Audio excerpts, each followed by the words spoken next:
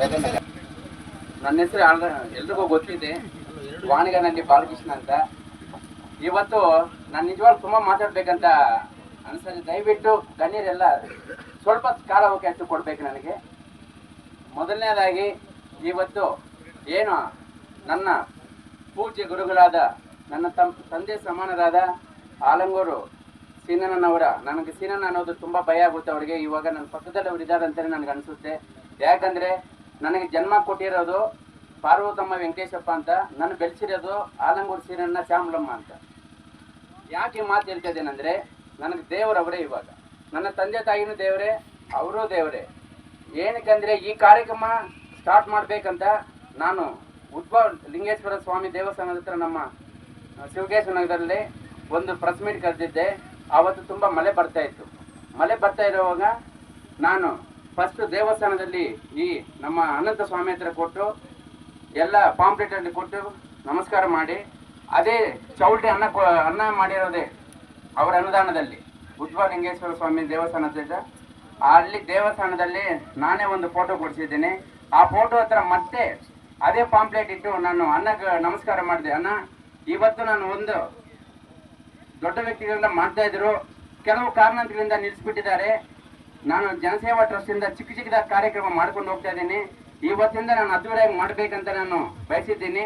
ಯಾವುದೇ ವಿಘ್ನ ಇದಕ್ಕೆ ಯಾವುದು ಯಾರಿಂದ ತಂಟೆ ತಕರಾರು ಇಲ್ದಿರ ನನಗೆ ಈ ಕಾರ್ಯ ನೆರವೇರಿಸ್ಕೊಡ್ಬೇಕು, ಆವಾಗ ನೀನು ನನ್ನ ಜೊತೆಲಿದೆ ಅಂತ ನಾನು ನಂಬ್ತೀನಿ ಅಂತ ಆವಾಗ ನಾನು ನಮಸ್ಕಾರ ಮಾಡಿಕೊಂಡೆ.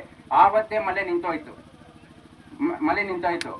ಅದು ಒಂದು ಅವ್ರು ನನಗೆ ದೇವರು ಅಂತ ನಾನು ಹೇಳ್ತೀನಿ. ದೇವ್ರನ್ನ ಯಾರು ನೋಡಿಲ್ಲ, ಓಡಾಡೋರು ದೇವರು ಅಂತ ಸತ್ವದ ಮೇಲೆ ನಾವು ಪೂಜೆ ಮಾಡ್ತೀವಿ ಪಿತೃದೇವತೆಗೆ. ಅವರು ನನ್ನ ದೇವರು, ನನಗೆ ಜನ್ಮ ಕೊಟ್ಟಿರೋದು ನಮ್ಮ ತಾಯಿ ತಂದೆ ಆದರು.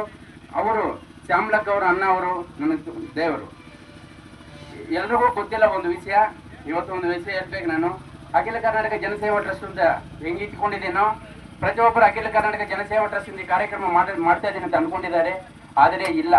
ಇದಕ್ಕೆ ಮುಖ್ಯ ಕಾರಣ ನಮ್ಮ ಶಾಸಕರು ಸಮೃದ್ಧಿ ಮಂಜಣ್ಣನವರು. ಯಾಕಂದರೆ ಬಾಲು, ದಯವಿಟ್ಟು ಒಂದು ಹೇಳ್ತೀನಿ, ಕೆಲವು ಕಾರಣಾಂತರಗಳಿಂದ ಅದು ಕಾರ್ಯಕ್ರಮ ನಿಂತೋಗಿದೆ.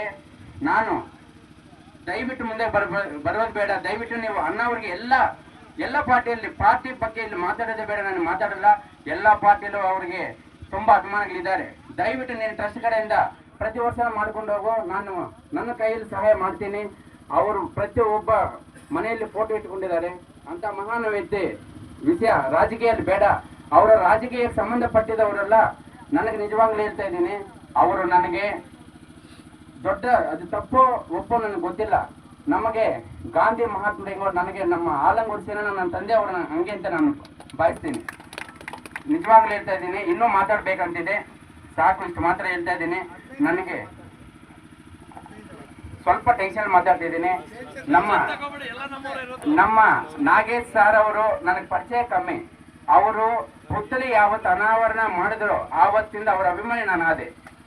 ದಯವಿಟ್ಟು ಎಲ್ರಿಗೂ ನನ್ನ ಇವಾಗಿರೋ ಶಾಸಕರು ನಾನು ಕೇಳ್ಕೊಡೋದು ಒಂದೇ, ಸಮೃದ್ಧಿ ಮಂಜಣ್ಣ ಅದೇನೇ ಕೇಸ್ ಇರಲಿ, ನಮ್ಮ ಶಿವನನ್ನು ಮುಂದೆ ಇಟ್ಕೊಂಡು ತಾವೆಲ್ಲ ಇವತ್ತು ಈ ವೇದಿಕೆಯಿಂದ ಹೇಳ್ತಾ ಇದ್ದೀನಿ, ಆಲಂಗೂರು ಸೀನಣ್ಣ ವಿಷಯ ರಾಜಕೀಯಗಳು ಬೇಡ. ರಾಜಕೀಯ ಜೋಡಿಯಲ್ಲಿ ಒಂದು ಮಾತು ಹೇಳ್ತಾ ಇದ್ರು ಅವರು, ರಾಜಕೀಯ ಅನ್ನೋದು ಓಟು ಹಾಕೋ ದಿನ ಇರಬೇಕು, ಮಾರನೇ ದಿನ ಜೋಡಿಗೆ ಬಂದ್ರೆ ಊರು ಗ್ರಾಮಸ್ಥರ ಪರವಾಗಿ ಬರಬೇಕು. ಯಾಕಂದ್ರೆ ಊರೆಲ್ಲ ನಮ್ದು, ಊರಲ್ಲೆಲ್ಲ ನಮ್ಮ ಜನ ಇರ್ತಾರೆ, ನಮ್ಮ ತಾಲೂಕು, ನಮ್ಮ ಕನ್ನಡ ನಾಡು ಅಂತ ಅವರು ಹೇಳಿದ್ದಾರೆ. ನನಗೆ ನಿಜವಾದ ಕನ್ನಡ ಮಾತಾಡೋದು ಸ್ವಲ್ಪ ಕಮ್ಮಿ, ಯಾಕಂದ್ರೆ ಓದಿರೋದು ನಾನು ತೆಲುಗು ಓದಿದ್ದೀನಿ. ಕೆಲವೆಲ್ಲ ಕಾಮೆಂಟ್ಗಳೆಲ್ಲ ಮಾಡ್ತಾ ಇದ್ದಾರೆ. ಆದರೂ ತೆಲುಗು ಓದಿ ಕನ್ನಡ ಮಾತಾಡ್ತೀನಿ ಅಂದ್ರೆ ಆ ದೇವ್ರ ಕೃಪಾ, ನನ್ನ ದೈವ, ನನ್ನ ಆಲಂಗೂರು ಸೀನಣ್ಣ ಕೃಪಾ ಅಂತ ಬಯಸ್ತೀನಿ. ನಮ್ಮ ಮುನ್ಸಮ್ಮನವರು ನನ್ನ ಪರಿಚಯ ಕಮ್ಮಿ.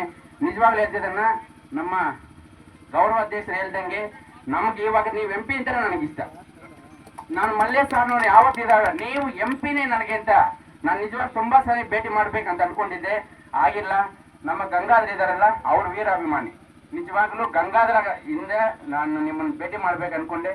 ನಮ್ಮ ತುಳಸಮ್ಮ, ನಮ್ಮ ಅಕ್ಕನ ಮಗಳು ತುಳಸಮ್ಮ ಅವರ ಮದುವೆಯಲ್ಲಿ ನಾನು ಫೋಟೋ ಇಸ್ಕೊಂಡೆ ನಮ್ಮ ಶಿವಣ್ಣನ ಜೊತೆಯಲ್ಲಿ. ಇಷ್ಟು ಮಾತ್ರ, ಇನ್ನು ಜಾಸ್ತಿ ಮಾತಾಡಿದ್ರೆ ತಪ್ಪಾಗುತ್ತೆ. ಅದೇ ರೀತಿ ಇವತ್ತು ಈ ಕಾರ್ಯಕ್ರಮಕ್ಕೆ ನನ್ನ ಬೆನ್ನಿನ ಭಾಗದಲ್ಲಿ ನಿಂತು ಇದಕ್ಕೆ ಸಹಕಾರ ಮಾಡಿದ ನನ್ನ ಅಕ್ಕ, ಒಂದು ತಾಯಿಯಲ್ಲಿ ಹುಟ್ಟಿಲ್ಲ, ಒಂದು ತಾಯಿ ಹೊಟ್ಟೆಯಲ್ಲಿ ಹುಟ್ಟಿಲ್ಲ ಅಂದ್ರೆ ನನ್ನ ಅಕ್ಕ ಅವರು ನನಗೆ ಯಾವತ್ತೂ ಇದೇ ರೀತಿ ನಮ್ಗೆ ಧೈರ್ಯ ಕೊಡ್ಬೇಕಕ್ಕ. ಸೊ ಇಷ್ಟು ಮಾತ್ರ ಹೇಳಿ. ಮತ್ತೆ ಮುಖ್ಯವಾಗಿ ನಮ್ಮ ಪ್ರಕಾಶ್ ಗೌಡ್ರು ಅವ್ರು ಹೇಳಿಲ್ಲ ಅಂದ್ರೆ ನನಗೆ ಕಾರ್ಯಕ್ರಮ ನಡೆಸ್ತಾ ಇಲ್ಲ, ಬೇರೆ ಏನೋ ದಿನಸಿಕ್ಕಿಟ್ಟು ನಮ್ಮ ಆಫೀಸ್ ಹತ್ರ ಮಾಡಿ ನಿಲ್ಲಿಸ್ತಾ ಇದ್ದೆ. ಅದೇ ರೀತಿ ನಮ್ಮ ಹರೀಶ್ ಒಂದು ತಾಯಿಲಿ ಒಟ್ಟಿಲ್ಲ, ಅವರು ತುಂಬಾ ನಮ್ದು ಇವತ್ತೆಲ್ಲ ಒಂದು ಕೇಸ್ ಆಯ್ತು.